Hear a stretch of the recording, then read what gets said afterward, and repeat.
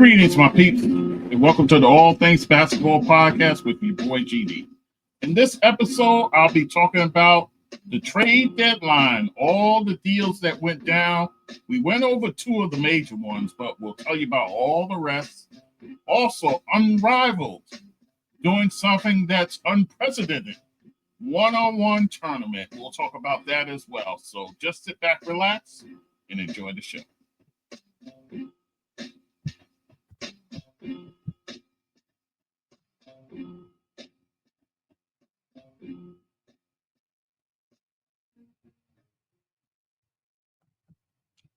Okay, guys, it's your boy GD back with the All Things Basketball with GD podcast. And guys, this will be a special episode. I'll be doing the trade deadline, all the deals that came down the pike. One rescinded, by the way. We'll talk about that as well. But first, I wanted to talk about Unrivaled, the league that's going on, the one that Breanna Stewart and Nafisha Collier started. I've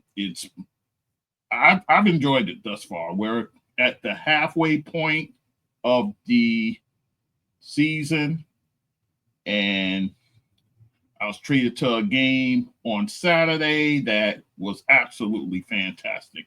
Oh, by the way, there was supposed to be a doubleheader, but this is the statement that came down prior to the matchup that was supposed to take place. And this is from the Unrivaled social media account. To prioritize player health and safety, Unrivaled will be canceling tonight's matchup between Laces Basketball Club and Vinyl Basketball Club. The game between Mist Basketball Club and the Lunar Owls will now tip off in the 6 p.m. Eastern Time window at Wayfair Arena, airing on True TV and Max. So that was your update as far as that went. What happened? Still, some people saying flu, some people saying something else. So you don't really get a clear picture as to what happened. Had to be something serious for them to cancel it so close to the actual time of the game, but nonetheless they did. So I feel bad for the people paid to see the Laces or the Vinyl in that case, but I'm sure the league will kind of make it up some kind of way towards down the road at least. But you were treated to a very good game between the Mist and the Lunar Owls. The Lunar Owls, the only undefeated team at 6-0, went into that matchup with the Mist. It was a very close game, very entertaining game. But in actually going into that fourth quarter, the Mist were up by 6, but somehow lost the game to the Lunar Owls, who still remain undefeated at 7-0. Nafisha Collier had a monster game with 38 points. And then you had the game winner by Shakira Austin, who's playing with a great deal of confidence. In fact, last few games ago kind of turned the corner for her, and she has like a kind of a bounce in her step. So she's been playing well, of course.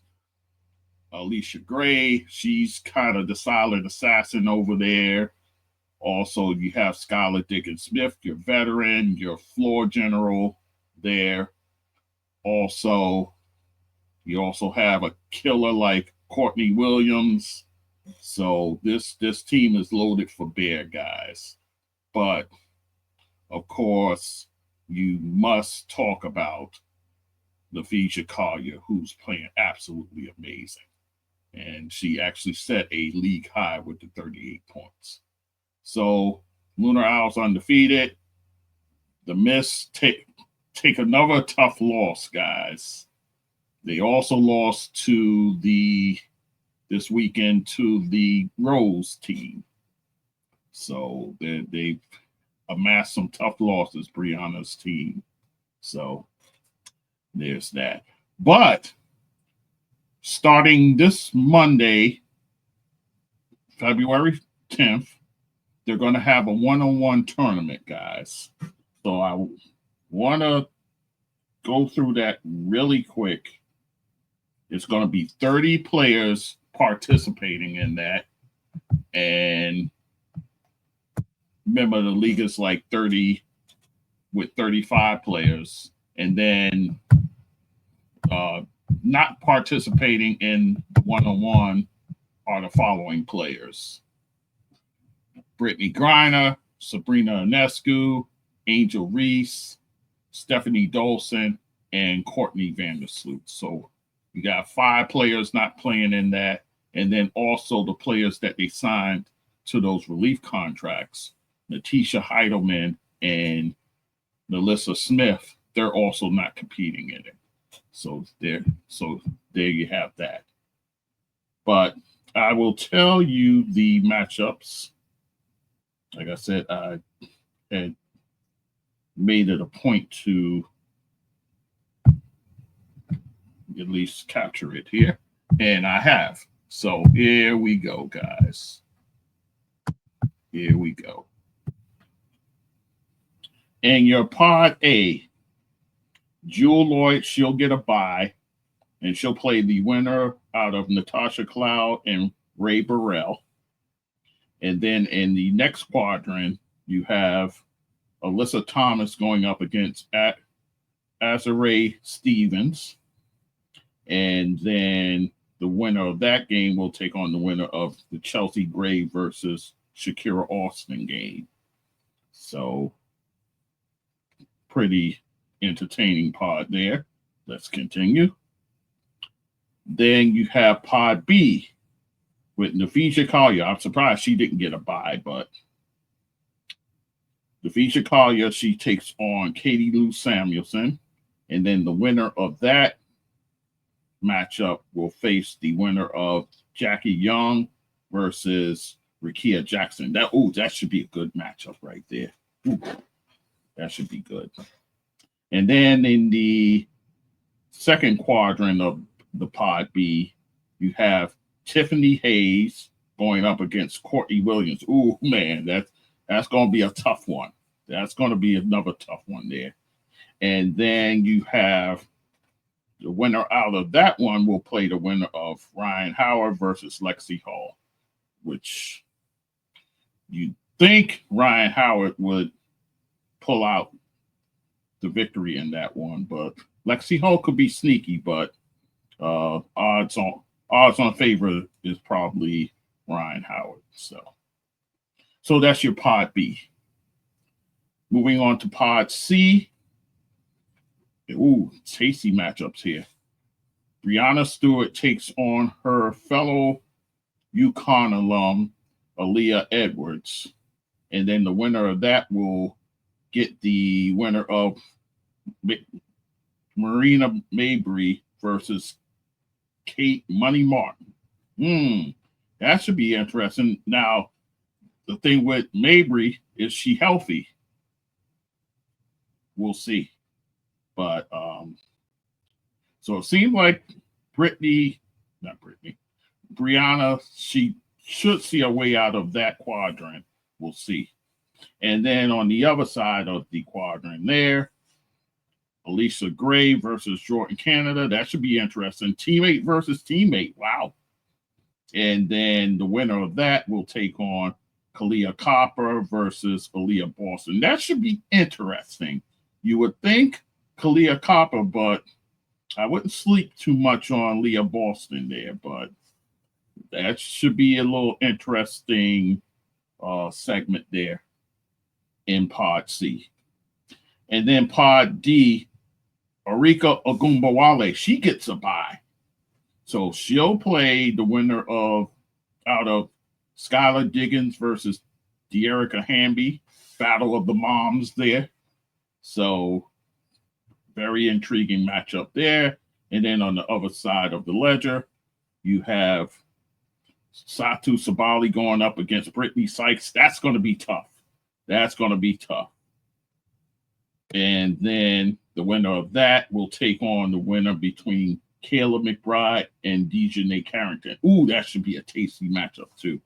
So Pod D has some interesting matchups. Should make for a good little tourney here.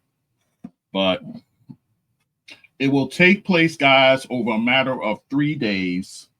So it'll be February 10th, February 11th, and I believe 14th, you'll have the semifinals, then the finals. So that's the way it's going down. And the prize pool, let me read that to you. The prize pool for this, it was announced 30 players. And the prize pool in total is $350,000. The winner of it all gets $200,000. And it's funny because I heard Alicia Gray and Courtney Williams talking about it, and it was pretty funny. And Alicia Gray said if she makes it to the semifinals, they won't see her in the NBA Celebrity All-Star Game, which actually takes place on the same day if she got to the semifinals. So that will make for an interesting schedule conflict for Alicia Gray. So we'll see about that. But like I said, $200,000 to the winner, $50,000 to the runner-up, $25,000 to the other semifinalists, and then $10,000 apiece to winners' teammates. So that's how it's shaking out, guys.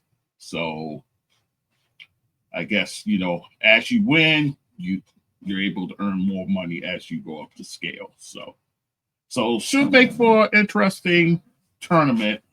I'll definitely be keeping an eye on it as far as what's going on. And of course, I'll report to you guys when I get word of the winners and all that kind of stuff. So that's your Unrivaled, guys. Let us talk about the trade deadline. Now, we already spoke about the Luka Doncic and Anthony Davis trade. We already talked about that. We beat that down to a fine powder. In fact, talked about it on 2 separate episodes, of course, with my guy, Ty, the pod guy, and then I talked about it in my recap episode for week 14. And then you had the De'Aaron Fox deal of him going to the Spurs and that 14 deal that sent Zach LaVine to Sacramento. So we talked about that already. But that was just 2 of 20 trades that went down, guys. So let us go through them. Starting on February 1st, the LA Clippers, they received center Drew Eubanks and also Patty Mills. Patty Mills is still around, guys. So the Clippers got both of those guys. And then in exchange with Utah, the Utah Jazz will receive Mo Bamba, also PJ Tucker, who hasn't played in years, guys, it seems.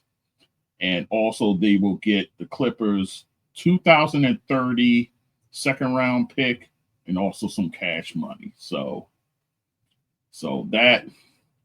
this is the Clippers kind of shoring up their bench, making that playoff push. So there's your deal there. Next one, Khalid Martin.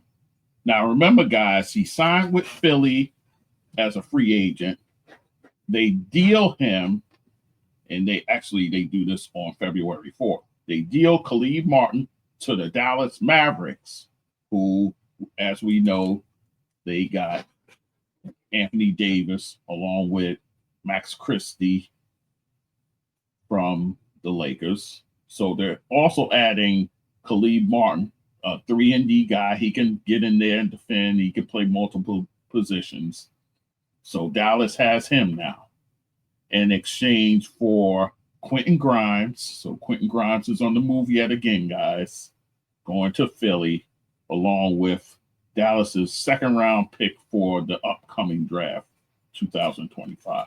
So Khalid Martin, a fine player with Miami, didn't really get too much traction in Philly, but given a new shot at life with the Dallas Mavericks. So Dallas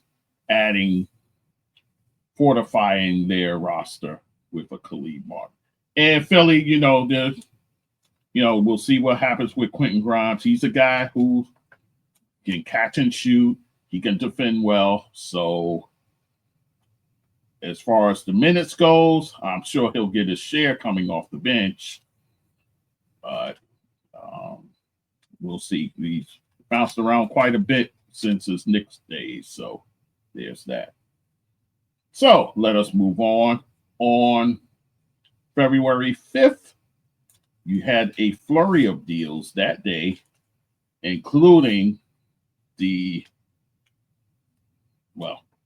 let me just go through. So,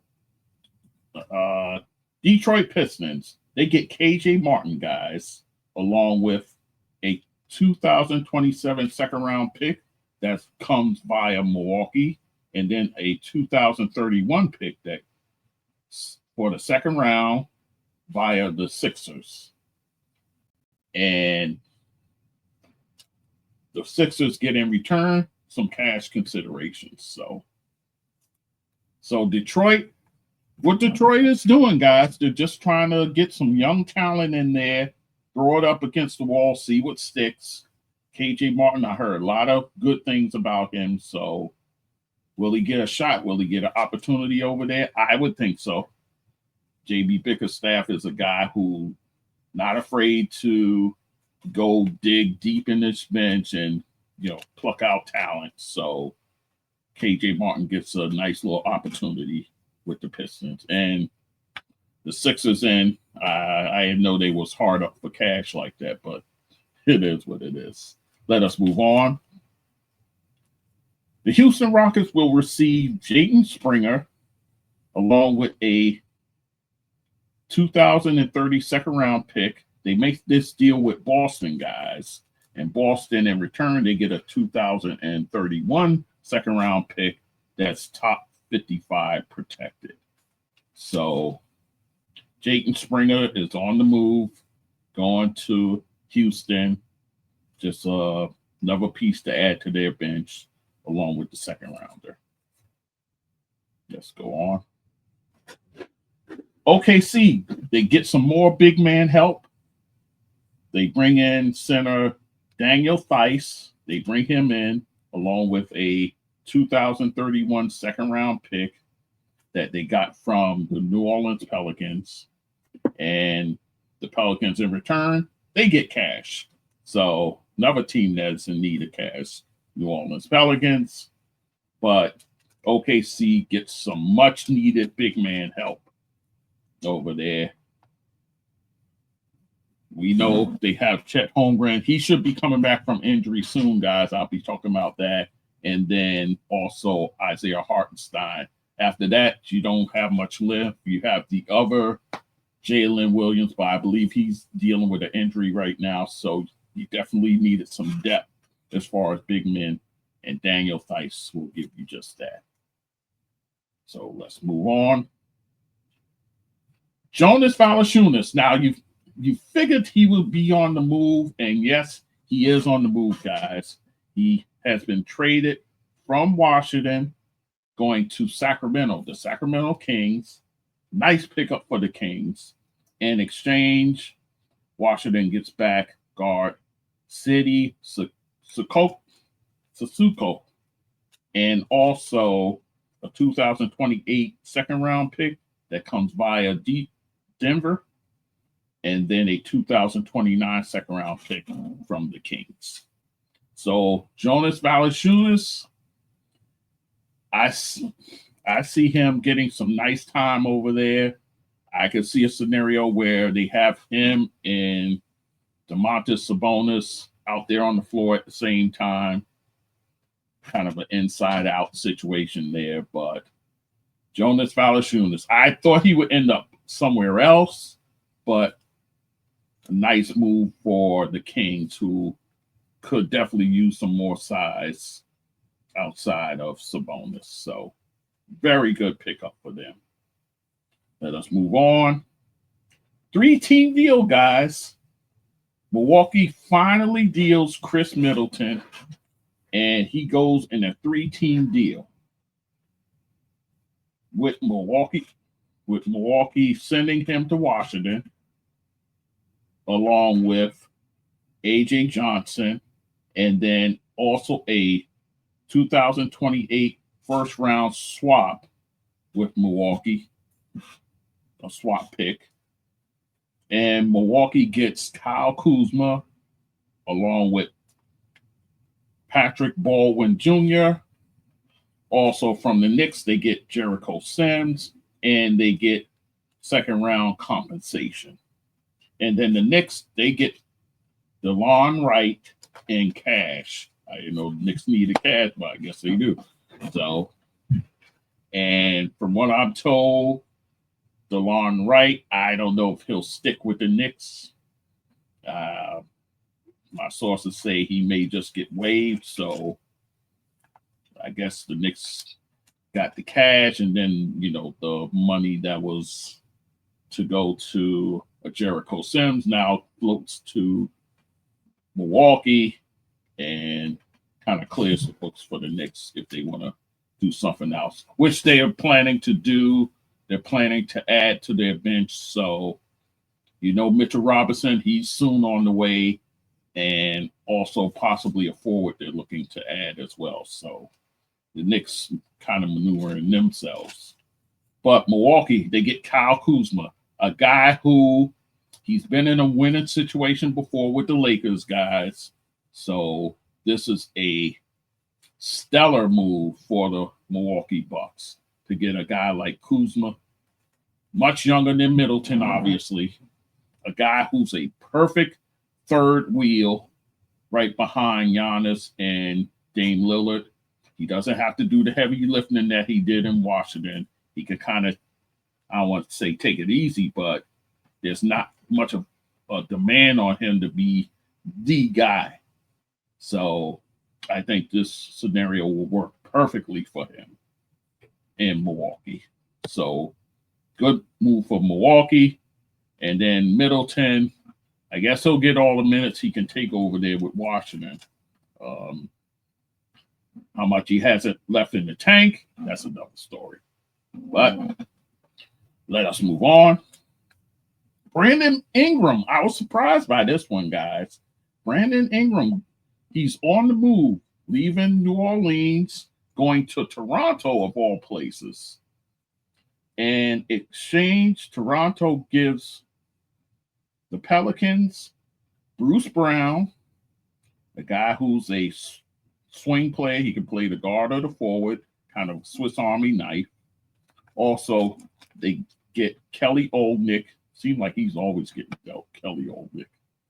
And then also along with that, they're getting a 2025 second-round pick from Toronto, and then a 2026 first-round pick from Indiana Pacers. So I'm guessing that's the pick that they got for Pascal Siakam in that trade. I'm assuming that's the first rounder that they're giving up to the Pelicans. But Toronto gets a guy, he can light it up, he can fill it up, but he's hurt right now, guys. So there's no real timetable for him to come back. And then he kind of joins a team that's kind of where you do have RJ Barrett playing the same position as him. Do you swing him in the backcourt? Then you'll mess up the progress that's made by Grady Dick, who's playing the the shooting guard for that team. So I'm not sure if I understand this trade, but he gets a tryout to see what he has. Coach Darko over there, he gets to see what he has in Brandon Ingram, whether he brings him back or not, because I believe he's heading towards free agency, if I'm not mistaken. So kind of a trial for him, and we'll see how that goes. But Toronto, in a surprising move, at least in my eyes. Then you have this deal. The LA Lakers getting center Mark Williams, and in exchange, because they needed a big man. Remember, they lost Anthony Davis in the trade for Luka. So they sent to Charlotte Dalton Knecht, also Cam Reddish, who's bounced around quite a bit, guys, and a 2030 first round swap that will be between them and the Lakers. And then on top of that, they get a 2031 first round pick from the Lakers. But hold the phone, guys. Hold the phone. They give Mark Williams a physical. He fails the physical, guys, that the Lakers give him, therefore rescinding the deal. So Mark Williams going there, which I thought was a boon, guys. If he's healthy, he can ball. But turns out he's damaged goods, guys. So he goes back to Charlotte. In fact, I want to read to you what Charlotte wrote after this happened. Here we go. Yeah, I have the statement right here. This is from Charlotte's social media page. I believe their X page, Twitter page. We are excited to welcome Mark back to our Hornets organization. After the other team aggressively pursued Mark, we made the difficult decision to move him. We have always held great respect for Mark's talents, work ethic, and character. We are thrilled to see him rejoin our roster as a dynamic presence at the starting center position. His return strengthens our team, and we look forward to the impact he will make on and off the court. You talk about putting lipstick on a pig. I mean, wow. And you saw how they put the onus on the Lakers. They basically shifted the blame to the Lakers and how they said the other team. And yeah, but you can't dress this up, guys. You traded this guy now. Now you have to basically coddle up to him after you dealt him to the Lakers. Now you gotta kind of smooth the waters, so to speak, in bringing him back. And for the Lakers, I'm sure a guy like Dalton Knecht is happy to go back there. Cam Reddish, probably not so much because he's not going to see much time. But Dalton Knecht, I think, will still be a part of that rotation, and they get to keep their draft picks as well. But this puts the Lakers in a quandary, guys, because now your only bigs that you have are Jackson Hayes. Then you have a two-way player like Trey Jemison III, who can't even play for you in the playoffs, guys. And then you have an undersized Dorian Finney-Smith. So you're kind of in a quandary there as far as bigs go. Now, the only hope you can hold out is if somebody comes loose via the buyout market. Because right now there's no centers out there you can pick up that's off the street. You want to go back to Dwight Howard and bring him back? What else is out there besides him? Not much else, guys. So the Lakers, they're going to have to play with the hand they're dealt. And what they do with that, we'll see. But kind of a mess, to be honest. But because it was funny, I was talking to a friend of the show, D. I was like, "But why do these teams just give away players to the Lakers? Why do they do that?" But I see there was something beyond the curtain, to take a line from Wizard of Oz. So there's that. All right. Jimmy Butler. Oh, I've been waiting to talk about this, guys. In a 5-team deal, guys, Jimmy Butler goes to the Phoenix Suns. Nope. Oops. Not the Phoenix Suns. He goes to the Golden State Warriors. Mind you, this is a place where, in my last episode, the Week 14 recap, I said he had said he will not sign an extension with Golden State or with the Memphis Grizzlies. Lo and behold, he changed his stance. He goes to Golden State, and they immediately sign him to a 2-year extension. So I'll talk about that more in a minute. Let's just talk about the particulars. So Miami in return gets Andrew Wiggins, the embattled forward over there for the Warriors, now on the move to South Beach. Along with him goes Kyle Anderson, also guard Davion Mitchell.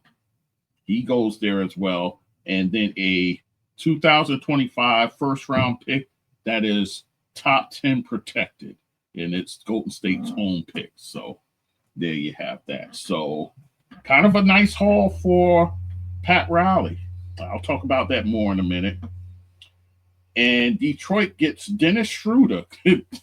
Dennis Schroeder, guys. He goes and puts his foot in his mouth after the Luka AD trade goes down. He starts talking. He's talking about it's like modern day slavery and talking this and that, which, you know, that's not going to fall well with the fans, and it's not going to fall well with the front office. So on the move, he goes to Detroit, along with guard Lindy Waters III. And then Utah gets a piece of this deal. They get, actually, I was just talking about him, KJ Martin. He goes now to Utah, along with Josh Richardson and a 2028 second-round pick they'll get. And then Toronto gets, now he's on the move again, PJ Tucker from Utah. So PJ Tucker goes to Toronto now, along with a 2026 second-round pick that belongs to the Los Angeles Lakers and some cash considerations. So the first question you ask yourself, Jimmy Butler, how come he changed his stance and ended up with Golden State? Well, from what I was told, Miami was actually interested because they didn't want Bradley Beal. They were interested in, get this, Kevin Durant. So they wanted the swap to be Jimmy Butler for Kevin Durant. Let me read you. This comes from Ramona Shelburne. She was on top of this, guys. And I'll read to you what I discovered. This is from, so yeah, Kevin Durant trade to the Heat was there to be done, but Miami pulls the plug. And again, this is according to Ramona Shelburne and also Brian Windhorst. But the Heat reneged on the deal because they were not willing to mortgage their future by paying the steep price that the Suns wanted in exchange for Kevin Durant. So Pat Riley, guys, and you know, I talked about it. I talked about it with Ty. I talked about it even before that. Pat Riley, you're not going to get over on Pat Riley. You're not going to do it. Pat Riley's, at the end of the day, is going to get his way. When there's a player and ownership struggle, Pat Riley's going to end up on the winning side. That's just the way it is, guys. We've seen it time and time again. I've chronicled it. Shaquille O'Neal, we know about that. We know about with LeBron James, although LeBron wanted to go back to Cleveland anyway.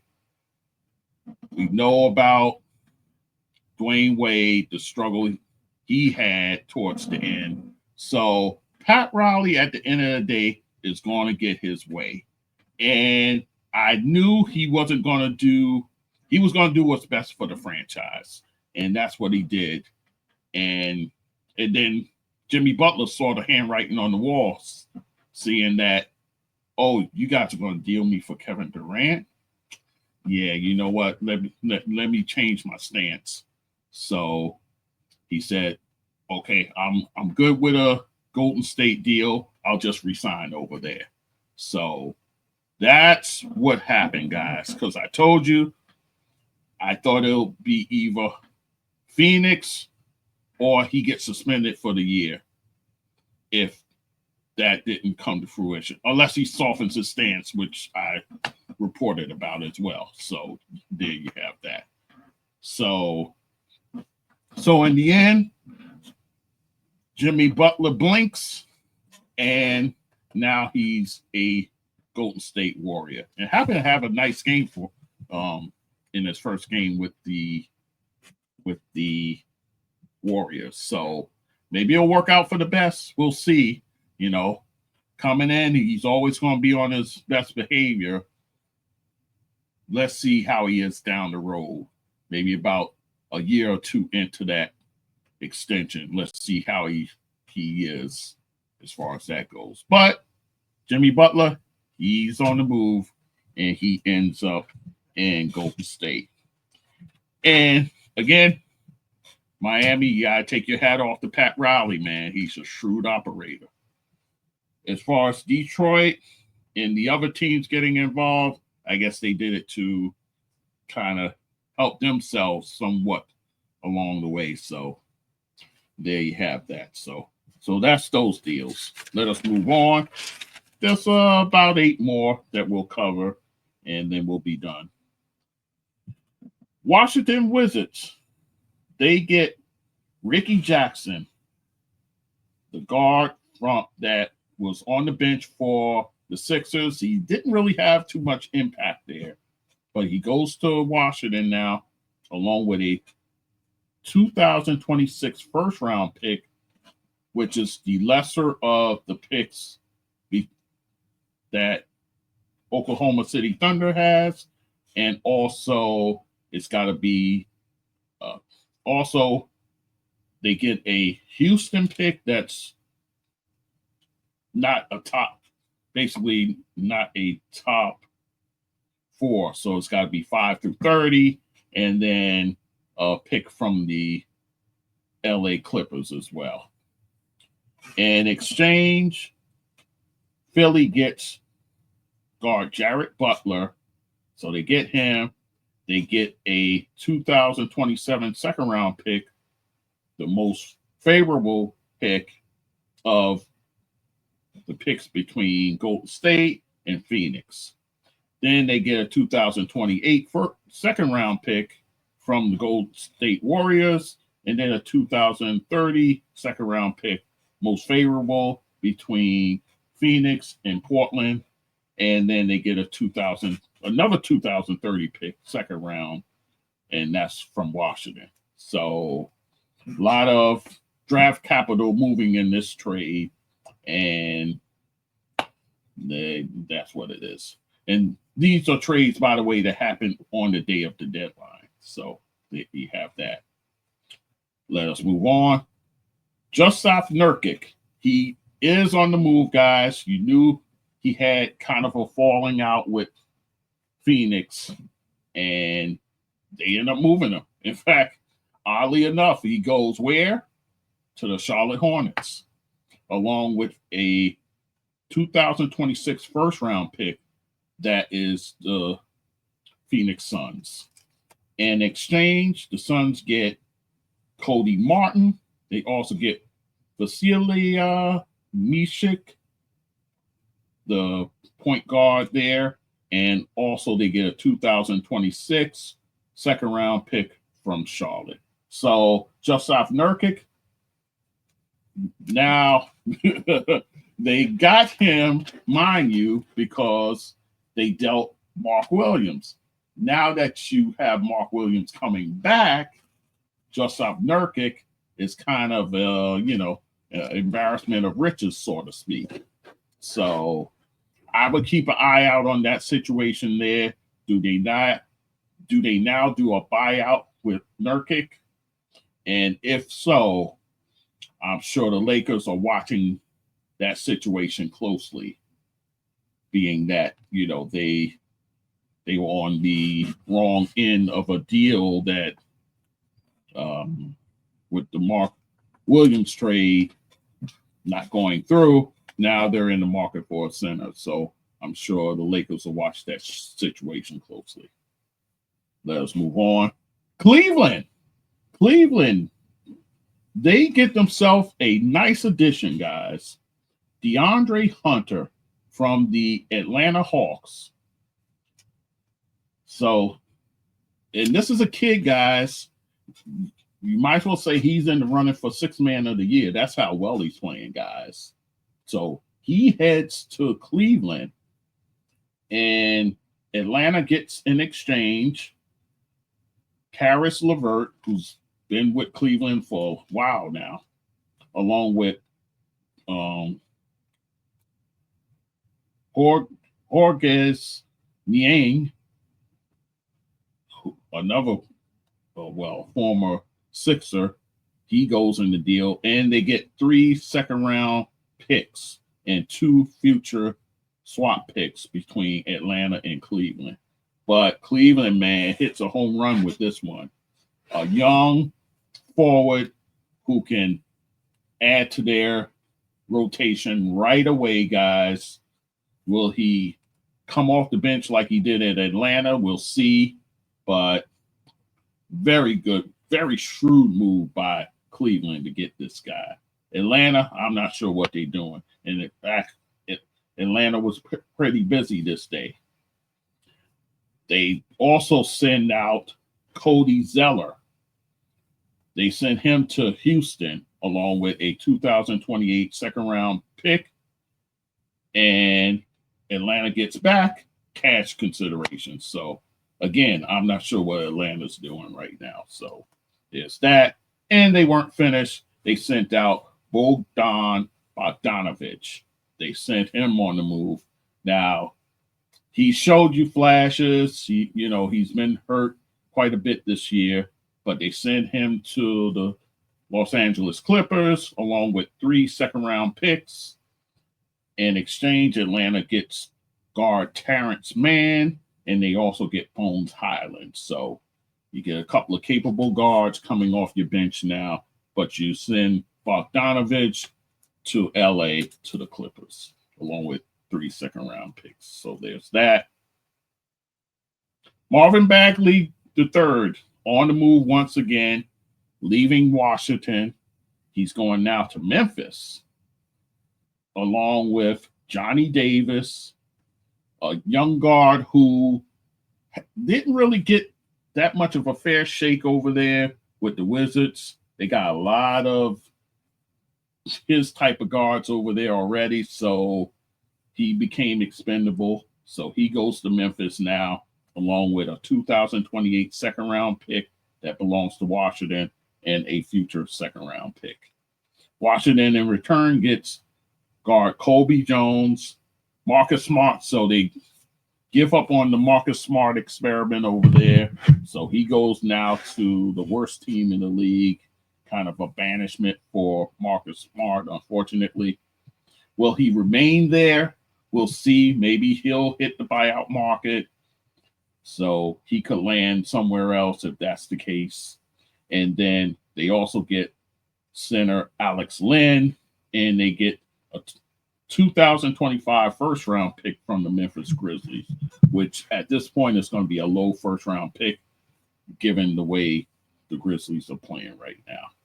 And the third team in this deal, the Sacramento Kings, because actually Alex Len was with the Sacramento Kings. Now he goes to Washington. So Sacramento gets in exchange Jake LaRavia. So there's that. Clippers, they weren't done, guys. Kind of a quiet move here. They get forward Marjon Beauchamp. They get him from Milwaukee in exchange for Kevin Porter Jr. Now, Kevin Porter Jr. is a guy, he's shown you flashes in this league. He got into that bit of trouble with the girlfriend there. She was with the WNBA. Gonzaric, where they got into a little thing there. But now he ends up in Milwaukee, so, you know, he gives you punch off the bench. And then Beauchamp didn't really get too much of an opportunity with Milwaukee. Now he gets a fresh start with the Clippers. We'll see what he has there. And then this last deal, I was trying to figure this one out. James Wiseman. Remember, he came over to Indiana. Actually, I think they got him by a trade. He came to Indiana, then he tore up his knee on opening night. So he's out for the year as it is anyway. Toronto picks him up along with cash in exchange for a future draft pick that's top 55 protected. It doesn't give you the year, so we don't know. So we'll see. So that's all your deals, guys, that went down. A lot of deals that went down the pike. Like I said, 20 of them.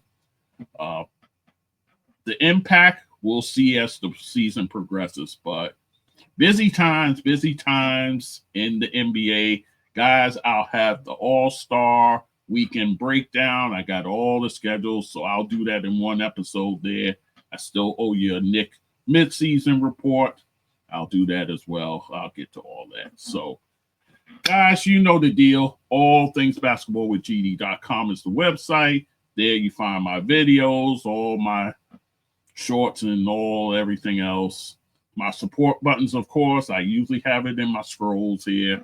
Also, on my website, I got a page with all the support buttons. My PayPal, my Buy Me a Coffee, my Spotify donate button, my Cash App, I got it here.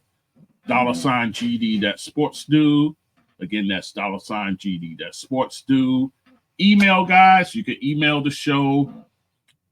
That's sportsdogd@gmail.com. That's my email address, guys. YouTube, I'm there. LinkedIn, I put the videos there. Podcast platforms, I'm on them all, including Apple. So, like, 5 stars wherever you see it. Like the videos, all those sort of things. Socials, Instagram, TikTok, Blue Sky, Fanbase, not so much. Facebook, not so much. Twitter, non-existent. So that's the way that goes. All right. I thank you for listening, guys. As always, we'll talk soon. Take care.